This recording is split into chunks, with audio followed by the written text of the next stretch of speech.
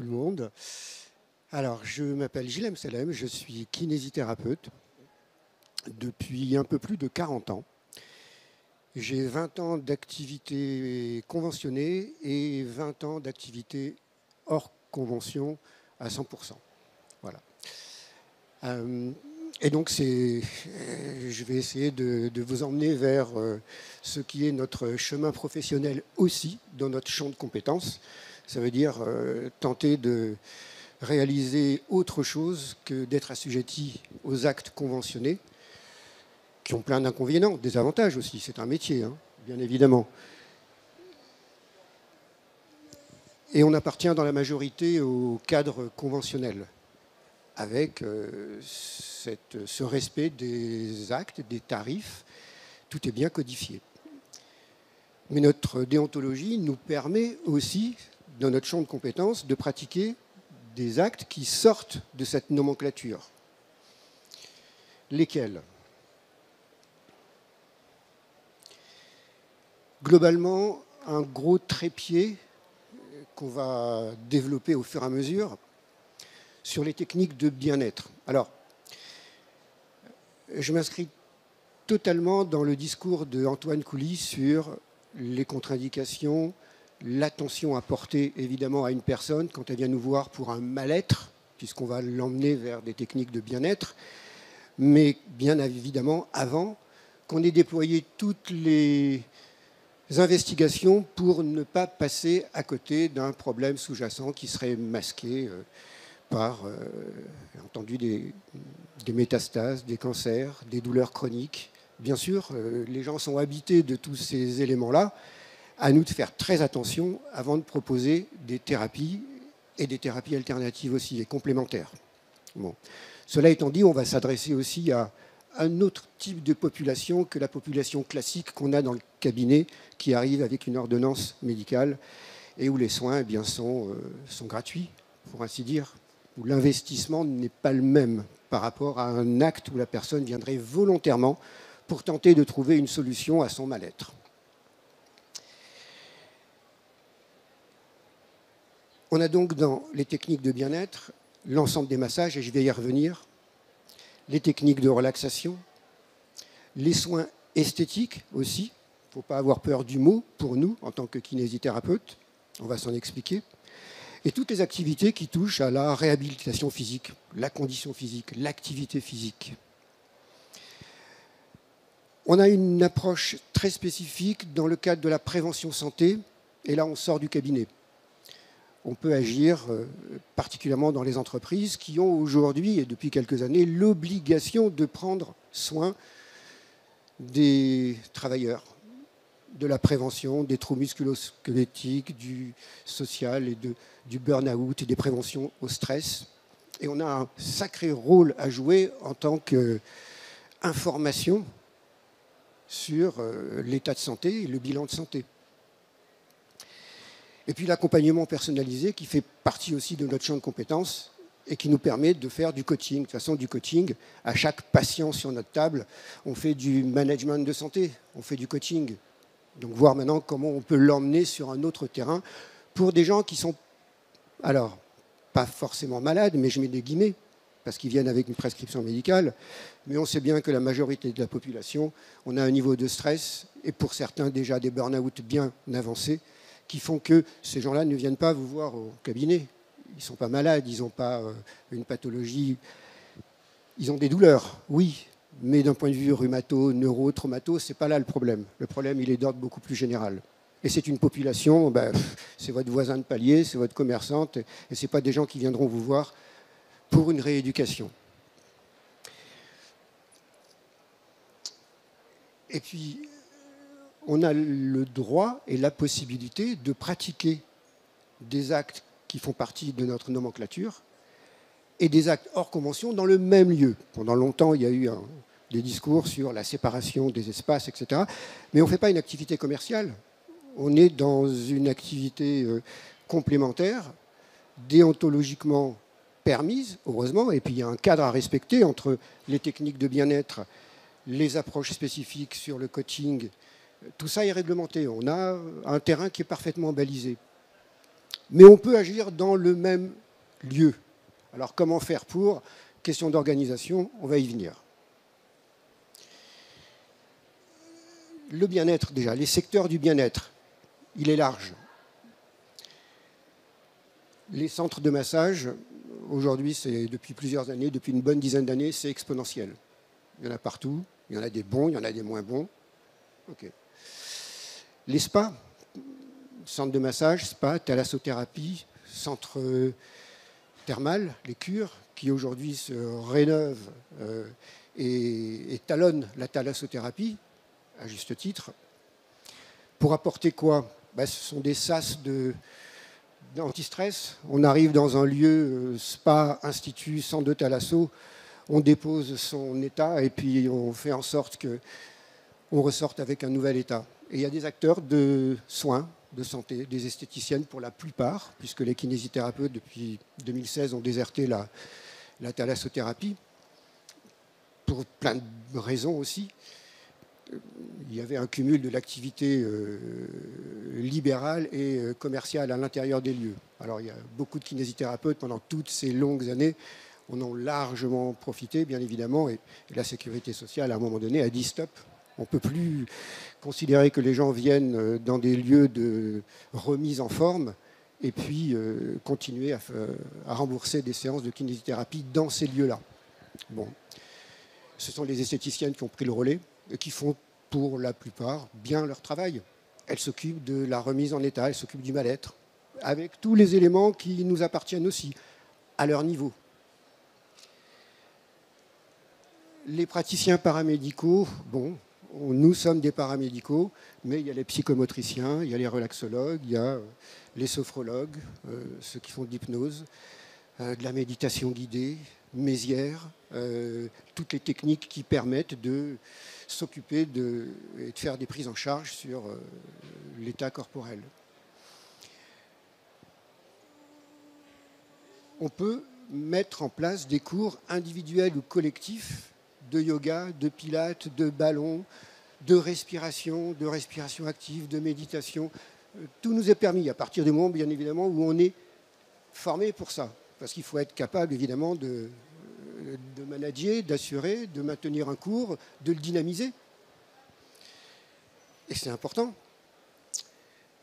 Les autres acteurs du bien-être, bon, les centres de remise en forme, et puis aussi les formations professionnelles dans le domaine du bien-être.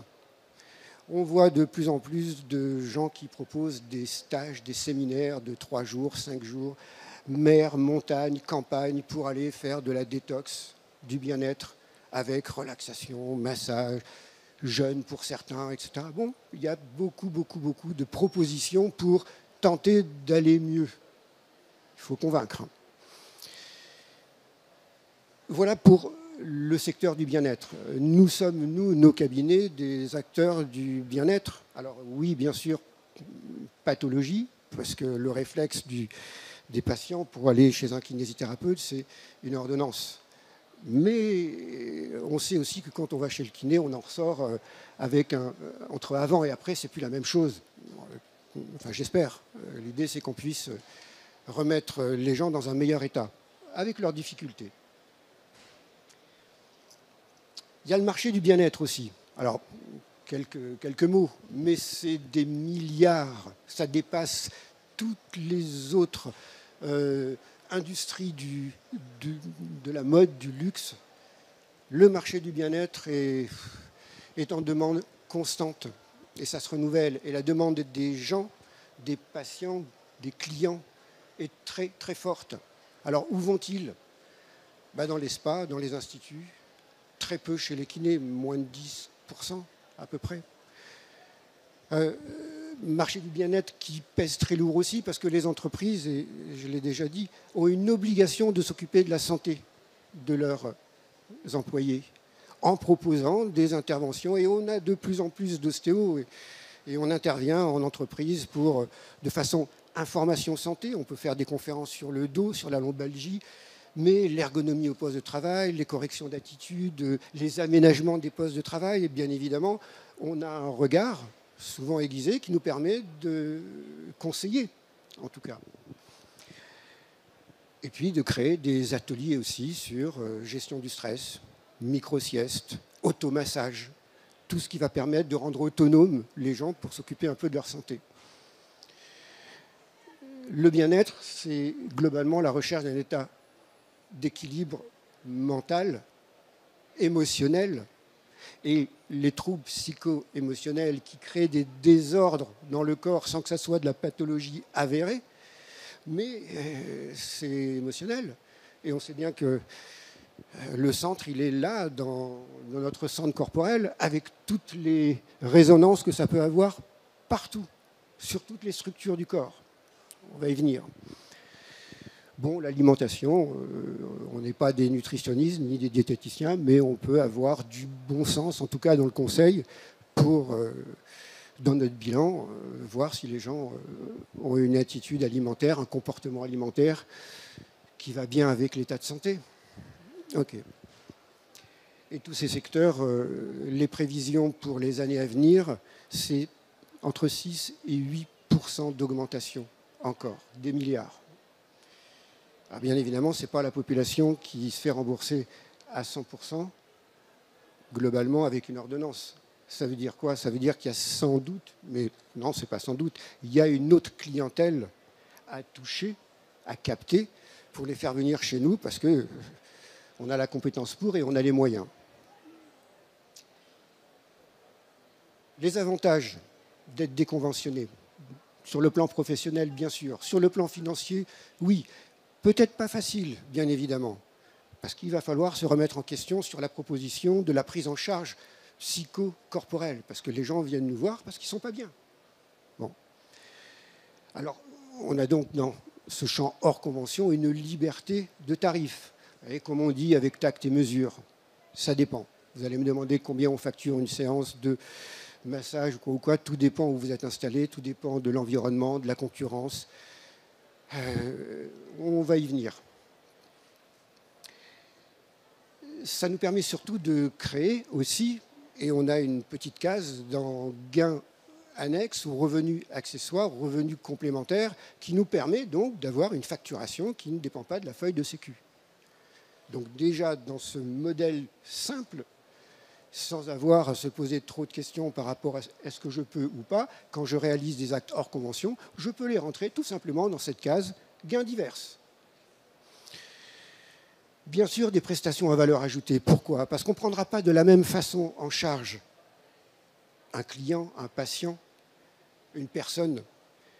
On ne prendra pas de la même façon qu'avec une prescription. On y mettra le temps, forcément. Ce n'est pas qu'on n'ait pas d'écoute avec nos patients sous traitement kinésithérapique, mais l'écoute sera beaucoup plus soutenue, un peu plus pertinente, pour le relevé des attentes, et puis ensuite la proposition d'un plan d'action. Et puis des prestations à valeur ajoutée, parce que, bien évidemment, rentrer dans cette proposition, ça demande des compétences, donc de la formation. Et ce qui va nous permettre de donner, de servir des soins de qualité, et dans le temps, et puis dans la réponse technique et pratique. On va répondre surtout aux besoins de la population, le bien-être, le mal-être. Ça pullule sur toutes les chaînes de télévision, sur Facebook. On a des milliers de propositions pour tenter d'aller mieux entre les exercices à faire, les façons de se comporter, les respirations, etc. Il y a beaucoup de choses à prendre qui sont pertinentes. Et puis, il faut s'adapter au marché.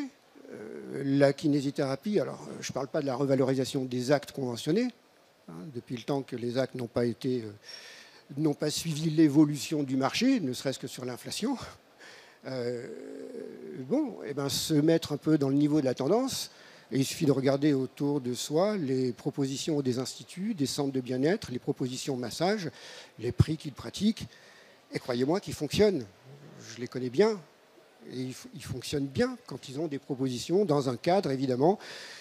Ce n'est pas le cabinet de kiné avec des cloisons où on entend tout ce qui se passe, avec le téléphone qui sonne, avec le dérangement. Il y a une atmosphère. Et il est évident que pour servir des prestations de qualité, il faut être dans un environnement adéquat.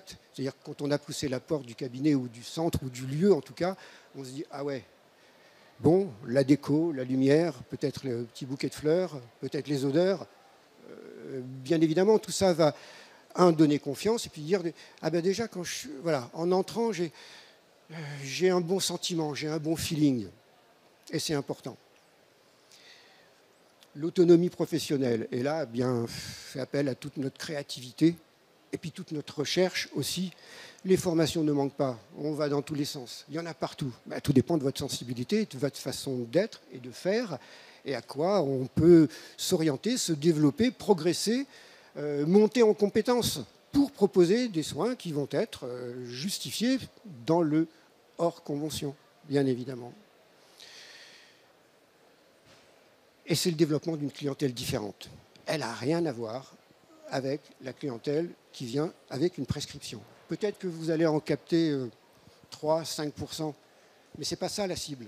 La cible, c'est les autres. C'est tous les troubles fonctionnels, c'est tous les gens qui ne vont pas bien, c'est tous les stress professionnels, c'est tous les burn-out, ceux qui ne viennent pas nous voir en cabinet. Bon. Et donc c'est une clientèle différente qu'il faut attirer, qu'il faut convaincre.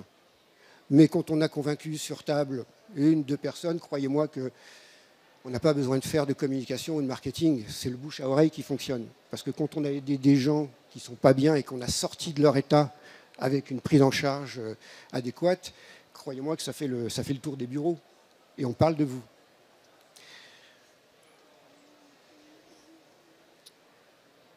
Bon, les challenges, les enjeux légaux, éthiques, on respecte notre code de déontologie, on est dans un cadre légal, on n'a pas à s'en faire. On est transparent avec nos patients, clients, parce que quand on va faire des propositions de plans d'action sur comment faire pour aller mieux, alors aller mieux, mais ça va de la cellulite aux troubles émotionnels, la migraine, aux maux de tête, on va voir. Le one-shot, une séance, c'est bien pour faire découvrir, mais ça ne suffit pas, bien évidemment.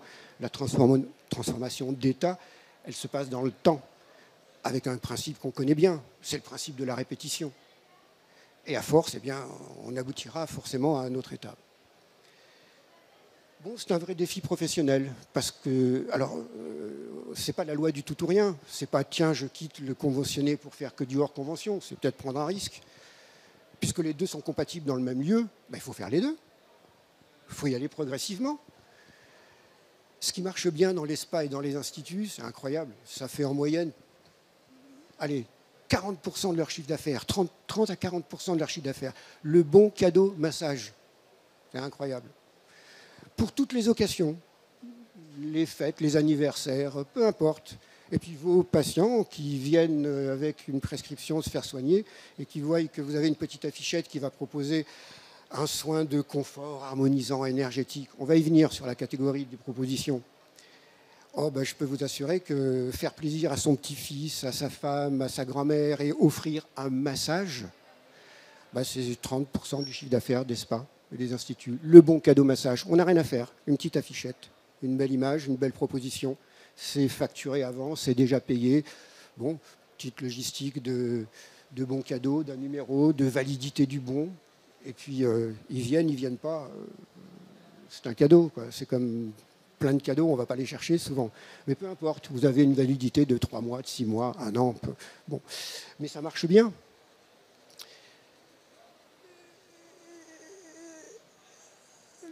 Le problème, dans cette voie esthético-bien-être, c'est que le kiné il a l'impression qu'il n'est pas à sa place, qu'il n'est pas valorisé, qu'il a fait des études médicales, paramédicales, et qu'il n'est pas à sa juste valeur en proposant des soins de bien-être. Bon, c'est une erreur de le penser. On va voir des arguments tout à l'heure, mais c'est une vraie erreur. Cela étant, évidemment, on est formaté, nous, dans nos études, à prendre en charge les gens d'une certaine façon, avec le bilan, etc. etc.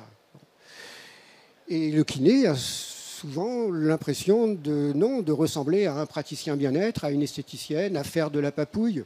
Quelle erreur, c'est qu'ils ne connaissent pas le massage. Médecine traditionnelle en Inde, en Chine, au Japon, à Bali, partout. C'est de la médecine traditionnelle. On va y venir. Donc bon, que le kiné n'ait pas peur de faire des actes de prise en charge pour faire un bon massage californien, pour emmener les gens sur Mars, les shooter au plaisir. Parce que dans le bien-être, s'il n'y a pas la notion de plaisir, eh ben, il manquera quelque chose. Et je peux vous assurer que dans le reconditionnement psychocorporel, quel que soit le massage, eh bien, on a remis de l'ordre dans le désordre. Gestion de la concurrence, se démarquer par rapport à nos confrères, par rapport aux autres. On a déjà le titre de masseur-kinésithérapeute qui donne un peu plus de confiance aux gens. Si les lieux, évidemment, sont adaptés à ces propositions, au même titre qu'un spa ou qu'un institut. Donc, important de se spécialiser. Les obstacles à franchir le pas du déconventionnement. Alors oui, bien sûr, les actes ne sont pas remboursés et les patients, ils vont avoir peur de ne pas se faire rembourser. Ils ont peur de ne pas se faire rembourser parce qu'ils sont habitués à ça. Bon, mais ce n'est pas grave, ce n'est pas eux qu'on cible. Donc c'est encore une fois une nouvelle clientèle qu'il va falloir démarcher.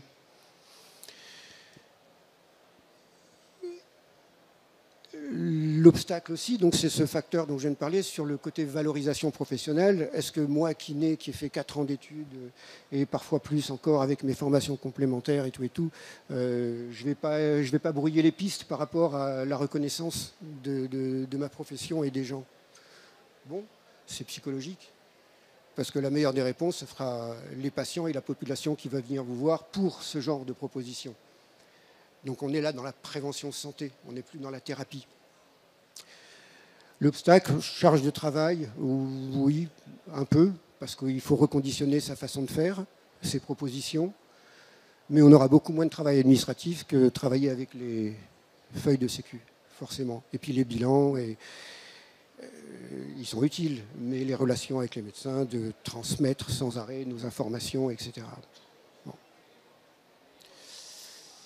L'enjeu économique, rentrer dans les techniques de bien-être demande de l'investissement financier, de la formation professionnelle.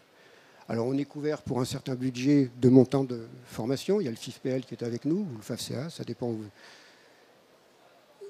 Mais c'est un investissement. Et puis aller faire une formation, c'est bien, mais ça ne suffit pas, parce qu'il faut progresser, il faut évoluer. Bon.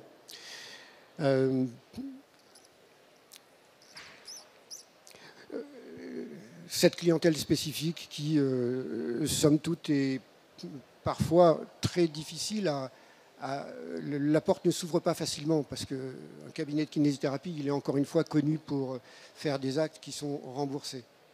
Cela étant, massage et rééducation, ça fonctionne.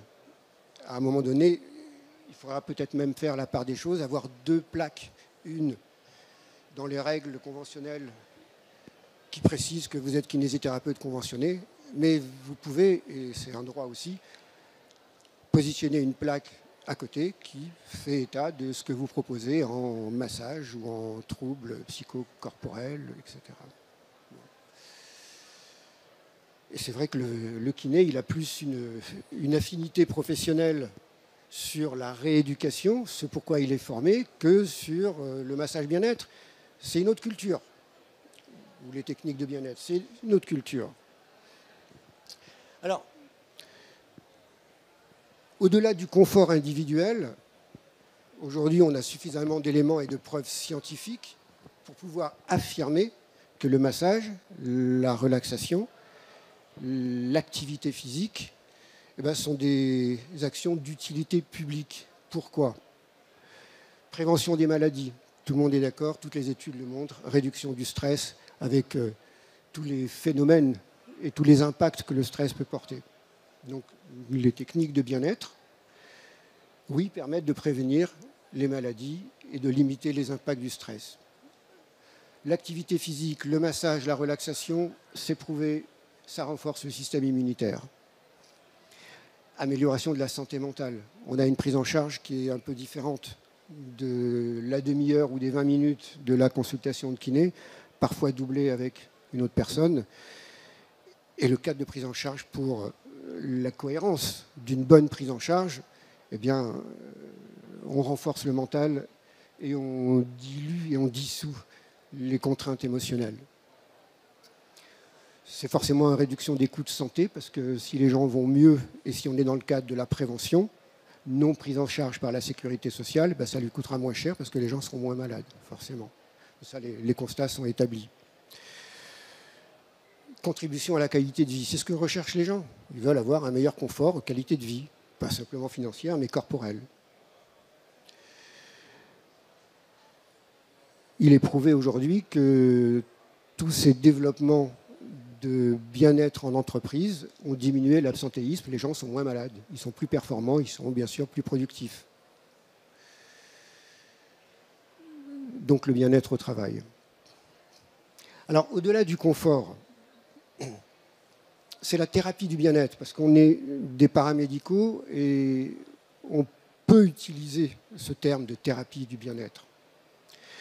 Thérapie du bien-être pour les troubles fonctionnels, et ils sont nombreux. Ça veut dire qu'on peut aller chercher avec plein d'investigations et on ne trouvera rien en radio, en IRM, etc. Cela étant, il ne faut pas passer à côté des bilans. Mais une fois qu'on a écarté tous les facteurs de risque, bon, on est dans des troubles fonctionnels. Le massage, la relaxation, l'activité physique pour le tableau corporel, c'est les impacts du stress, ça touche tout. Le psychologique, le gynéco, l'articulaire, le respiratoire, le cardiaque. Il n'y a pas une zone corporelle qui ne soit pas atteinte par, au fur et à mesure des sommations par les effets du stress. Les arguments. Ah oui, une personne qui s'appelle professeur Tiffany Field de l'Institut de recherche aux États-Unis à Miami, le plus grand.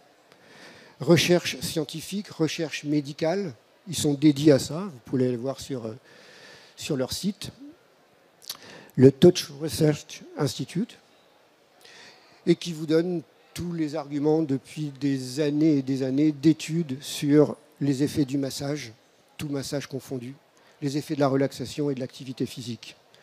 Bon, on les a tous. On va pouvoir soulager des douleurs, on va pouvoir améliorer évidemment les processus de circulation et de système d'autodéfense. On va améliorer la souplesse et la mobilité, qu'elle soit via le massage ou via la mobilisation, passive, active. Gestion de la douleur chronique, Antoine en parlait tout à l'heure. Activité physique, j'ai noté dans tout ce qu'il a pu raconter sur la conférence précédente. Massage, activité physique, relaxation. Ça dépend comment on va les employer, bien évidemment. Troubles du sommeil, incroyable. Troubles du sommeil, comment améliorer le sommeil des gens ? On a les moyens, en quelques séances, de normaliser un peu les états et puis d'avoir une autre façon d'aborder le sommeil. Équilibre émotionnel, bien-être mental, c'est fondamental. Et avec des techniques appropriées en massage, technique du ventre, Qinetang, technique chinoise, shiatsu, douyin, massage indien, massage baliné, tous les massages du monde ont un objectif. Ils ont des façons et des expressions différentes, mais ils ont un objectif, remettre l'état du bonhomme en place, quoi. Bon. C'est du temps pour soi. On va proposer une petite boucle d'oxygène parce que les gens s'asphyxient entre avoir pour faire, faire pour avoir pour faire pour avoir. Et au bout d'un moment, c'est l'asphyxie, c'est le stress, c'est le burn-out. Il faut créer un ouf, une petite boucle de récupération, de régénération. C'est le modèle sportif. Échauffement, préparation, échauffement, plateau d'effort, récupération. Il y a 3 temps. C'est pareil. Dans tous ces moments-là, le temps pour soi, il n'est pas permis à tout le monde et tout le monde ne prend pas le temps pour soi. Qu'est-ce qu'ils aimeraient aller chez l'esthéticienne, la coiffeuse ou la masseuse ou le masseur ou le kiné pour se mettre sur la table, laisser son paquet pendant 1 heure, 1 heure et demie et puis ressortir dans un autre état. Donc le temps pour soi. On a des lieux, des cabinets qui permettent de dire aux gens « Viens chez moi, je te propose une petite heure pour toi ». Amélioration de la conscience corporelle, bien évidemment. Prévention du burn-out et de l'épuisement, donc on intervient avant. il faut les prévenir. Le renforcement donc, de la confiance en soi, l'image corporelle. Si on voit des gens qui sont dans des femmes, des hommes aussi, dans une obsession de corps, je m'aime pas, je suis grosse, j'ai de la cellulite, ah ben, je peux vous assurer qu'après une petite série de prises en charge, quelques séances de massage, de relaxation, d'activité physique, où on va redonner du corps au corps, on va le toucher, on va le sensibiliser, eh bien, après quelques séances, les gens ne se voient plus de la même façon, ne se sentent plus de la même façon.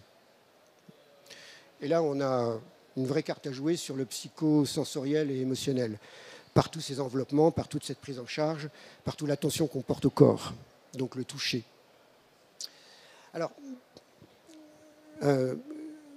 on parle de tous ces éléments-là, comment les mettre en place? Voilà une proposition sur 3 mois.